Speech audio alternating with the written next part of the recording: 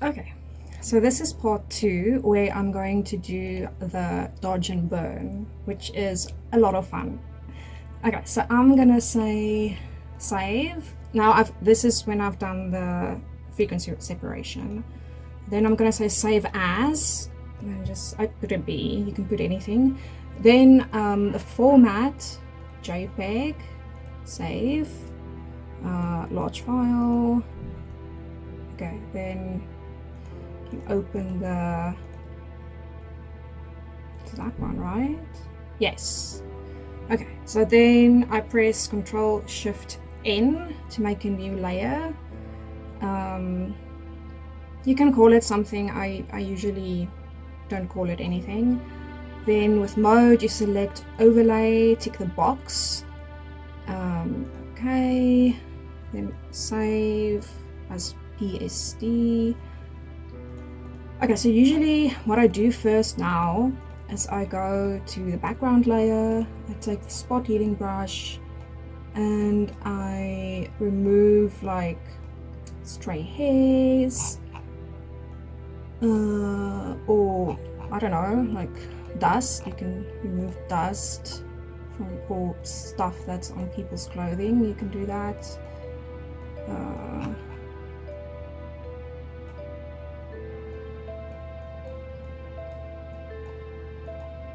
Oh, yeah, there. I'm gonna remove that. And that's stray hair. Basically, anything that kind of stands out, you think would look better without it. Like those hairs, because the wig isn't like perfectly brushed. Actually, I struggled with the curls of this wig because I'm not very good with hair stuff. So I actually curled this wig twice. The first time it was like really even bigger, looser curls, which didn't look right. So then I decided to do it again, but even with the second try, it wasn't really the right kind of curls. It's actually more supposed to be like small waves kind of curls, I think. Yeah, but after I did it a second time, I didn't feel like doing it again, so I didn't. I felt it looked good enough. It doesn't have to be perfect. Maybe before I wear this cosplay again, I might try again to get the right curl texture. Maybe, depending on whether I want to go through that or not. Yeah.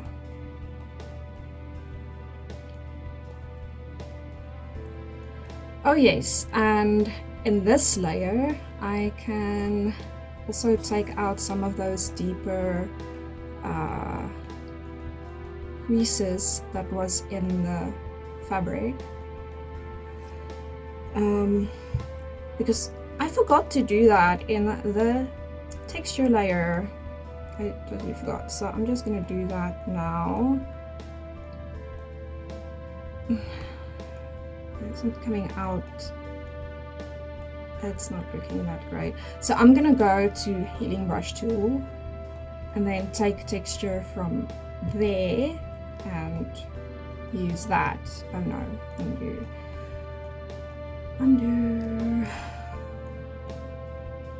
Yeah, so it's not gonna be perfect, but at least it's gonna be less creased. I'm just gonna go back to spot healing brush for those. Let's see. Oh, it's so awesome to be able to just undo. I love that. Undo.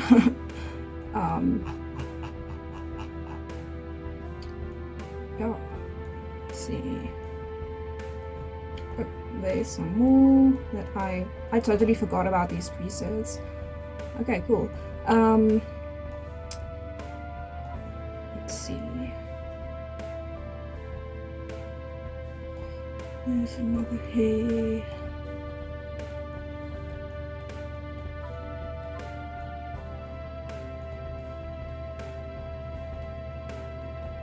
Okay.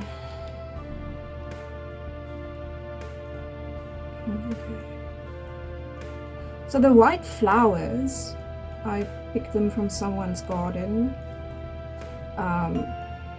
There's this scene in Lord of the Rings, and then it's like very beautiful the way they bury their kings, and there's like this grass with these white flowers, and that's why I decided to take flowers, to use the flowers as a prop, because often it's very awkward if you don't have a prop. It can be very awkward because you're like, what do I do with my hands? So having a prop, it just kind of makes it a bit easier. Okay, so yes. Oh yes. Zoomed in too much. Okay, so now I'm gonna go to, okay, I'm gonna save, and then I'm gonna go to liquefy because I want to fix the borders a bit. Because you see there it's standing a bit weird. I don't like it. So I'm gonna try and do something about that. So I choose the forward walk tool. It's basically like you just kind of drag stuff into the right place, and then I'm just gonna try and just smooth that out a bit. I'm not gonna get rid of the whole piece there. I just wanna make it look a bit better. Okay, it's fine. Okay, I think that's the best I can do. But then, now you can see there's some evidence of what I did right there, my texture. So I'm gonna take the healing brush tool, go there, and just fix some other spots while I'm there, and then I can just go over those little areas and then just put the texture up so it has the right texture and you don't see those like pixels. Okay, so then I'm pretty happy with how it's looking. And I'm going to go to the layer, which is going to be dodge and burn. I usually start with burn. You don't have to. It's just habit for me. So I go linear burn. I take black. You can also take, say, in the background, or you can go to the darkest area on the face and take from there. Then you just need to adjust the opacity until it's suitable. So I usually go to 3%, but of course you have to just, you know, look and see whether it's dark enough or too dark. If it's too dark, obviously you need to undo and adjust and redo it. If it's not dark enough, you can just go over it a couple of times. I actually prefer to rather go over the same area a couple of times than to put it darker. Because, yeah, I just feel like it looks a bit smoother. So, I'm gonna burn all the places where you would contour your face with makeup and where there are shadows. So I've already done that side of the nose, and then usually eyebrow, under the lip, and under the jawline. it just makes everything look a bit more 3D. So I like to do it in the hair as well, just kind of where there are already shadows, just to kind of make it stand out a bit more.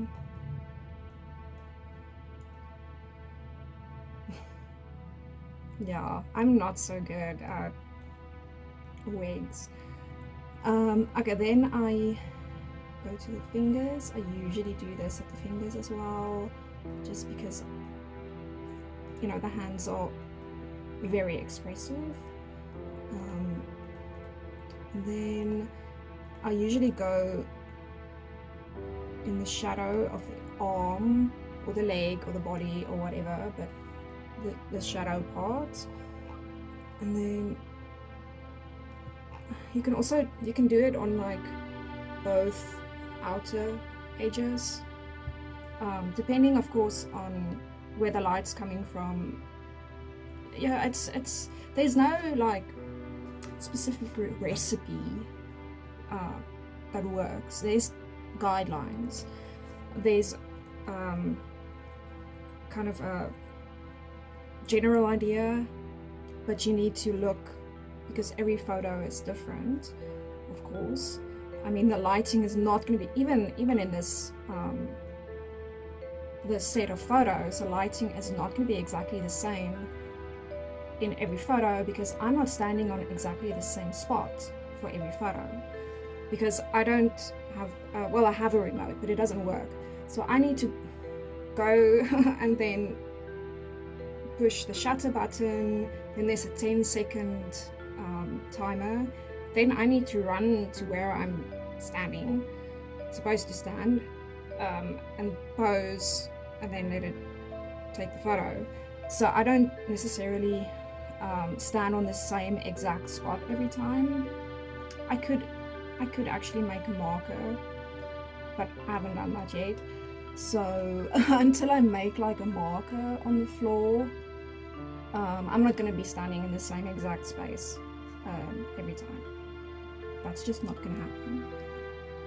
Okay, so because you can go over it many times.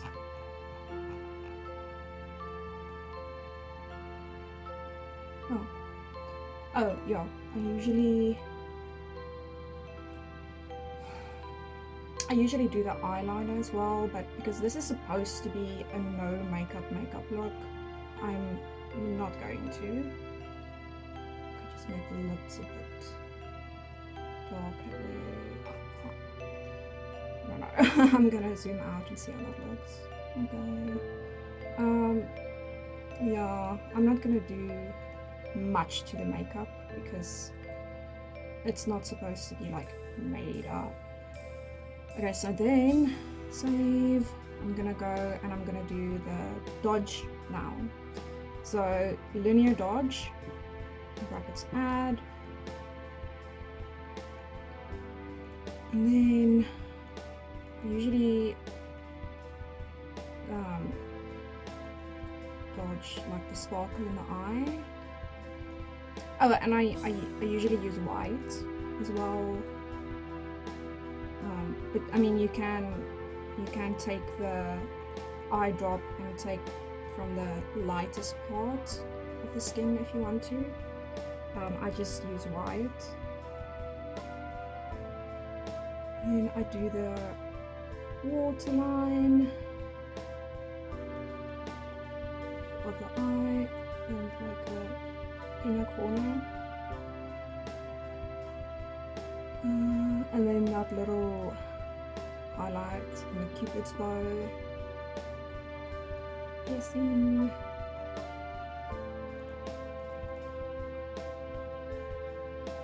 And then on the places where the light catches the face, so the cheekbones, chin, forehead, and nose. The tip of the nose, and then also the bridge of the nose, which can sometimes be a bit tricky.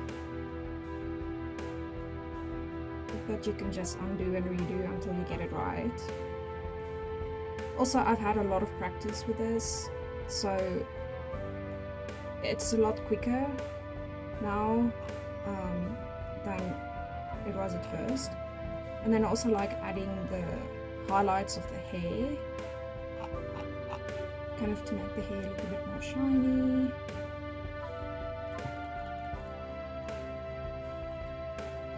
And then I go to the hand again and just kind of like in the middle of the finger, but also that depends on where the light's coming from. For example, here you won't put it in the middle there, you'll put it slightly more to this side. So it's just, you just have to look and see what works, because it needs to make sense.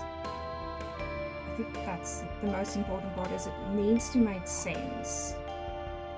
Don't put a shine or a highlight where it won't make sense. You know, that, because that's going to look weird. And then usually on my shoulder, I'm not going to do much in terms of dodge with the clothing. I don't think that's necessary. I think the gold is shiny enough. I'm going to bring out that a bit more, little flower buds. I'm just going to go like that. And it doesn't look like much of a difference. I mean, it might look like you're not really doing anything, but it does make a difference to the overall picture.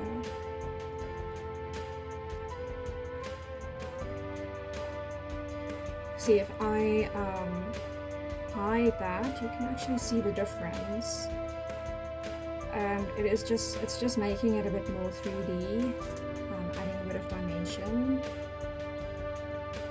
It's not much, but it's subtle, but it has a nice effect. Makes it look a lot better, actually. I'm just gonna go back to the background and fix some more stray hairs that I'm seeing now. The colors and stuff are bleeding a bit into the background, so I'm gonna go eye drop on the background. Color, I'm gonna do 30% again, because you don't want to go too high either, because that might look like too stark of a line, and then people will be able to see who did something there. Because the thing is, you want to edit, right? You want to edit the photo, but you don't want people to see exactly what you did. So you want to edit it, but it must look like it hasn't been, kind of. You know? Kind of reminds me of in Victorian times, it was kind of frowned upon to wear makeup because it's vain. I'm not saying it's vain, but they thought it was vain. So women would obviously still want to wear makeup, but then they would wear makeup that kind of looks like it's not makeup. You know, very, very subtle stuff. Or they would do things like pinch their cheeks to get that little, like, that what you would use blush for. I don't wear blush, but where you would, where most people would put blush. And they also had pomades and stuff for their eyebrows. But the idea was you have to look like you're not wearing makeup, but you were. That's kind of what I'm going for in terms of editing. I'm going to retouch and everything, but it mustn't look like, oh, you can see there I totally edited that part of the photo. I don't want that, you know. I mean, also, no one's gonna like zoom in on the photo and look for stuff. I don't know, maybe photographers do that. I don't know. I don't do that. But I mean, just with it, like most people are not gonna see that kind of fine detail unless I zoom in. But I do think it helps for the overall picture.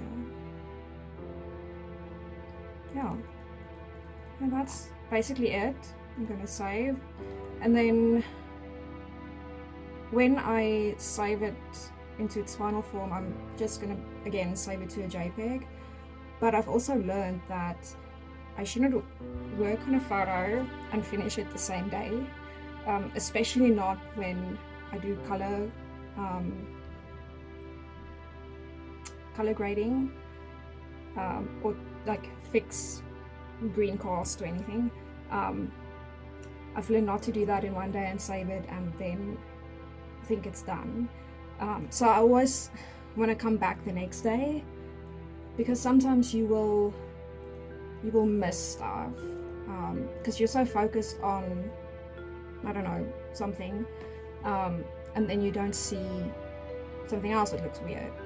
It's kind of like you can't proofread your own writing because you're too close to it, you know. And you know exactly what you're trying to say, but you need someone else to look at it. I just want to show this one. What was I busy with here? Oh, yeah, dodge and burn. But then I put on like this background, which is a photo I took of just like Ivy against the wall. So I decided to put that in instead of the boring grey background.